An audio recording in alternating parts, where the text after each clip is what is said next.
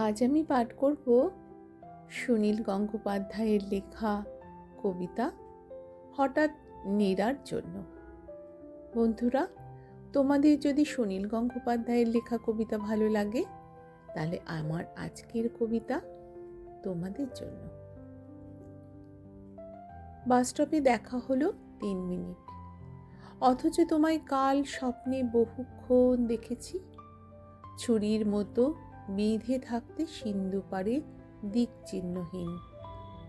52 তীর্থের মতো এক শরীর, হাওয়ার ভেতরে তোমাকে দেখেছি কাল স্বপ্নে। নীরা, ওষুধি স্বপ্নের নীল দুঃসময়ে।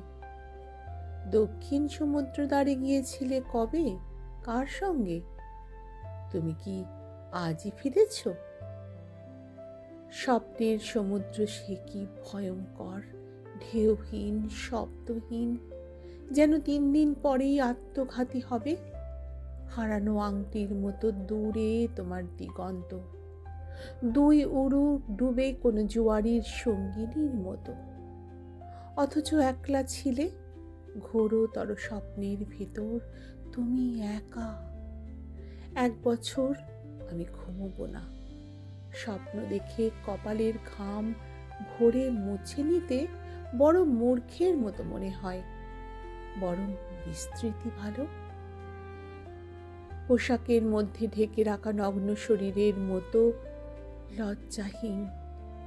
আমি 1 বছর ঘুমোবো না, 1 বছর স্বপ্নহীন জেগে 52 তীর্থের মতো তোমারও শরীর ভ্রমণে পুণ্যবান হব। বাসের জানলার পাশে তোমার সহাস্য মুখ, আজ যাই, বাড়িতে আসবে। রৌদ্রের চিৎকারে সব শব্দ ডুবে গেল।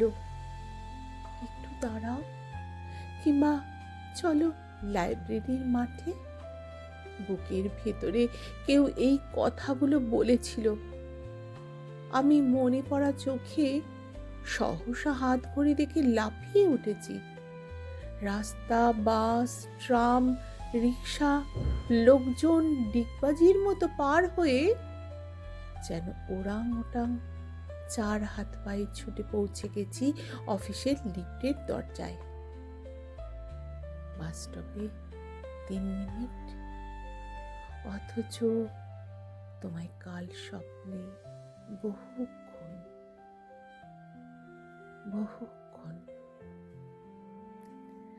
আমার এই কবিতাটি যদি তোমাদের ভালো লাগে বন্ধুরা, তাহলে তোমাদের একটা মূল্যবান ভালোবাসা রেখে যেও আমার কবিতার পাশে। অসংখ্য ধন্যবাদ তোমাদের।